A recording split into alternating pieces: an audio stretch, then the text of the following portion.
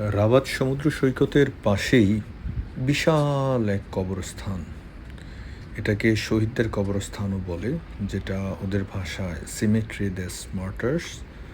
তো এটা প্রায় 15 হেক্টরের উপর একটি বিশাল ইসলামিক কবরস্থান, যেখানে হাজার হাজার কবর আছে। অনেক মারাক্কান ইতিহাসের গুরুত্বপূর্ণ ব্যক্তিদেরও কবর আছে। সমুদ্রের ধীরে ঘেরা বাতাস, পাশে আটলান্টিকের দৃশ্যের কারণে এটি শুধু কবরস্থান হিসেবে নয়, বরং এটি দর্শনীয় জায়গা হিসেবে পরিচিত।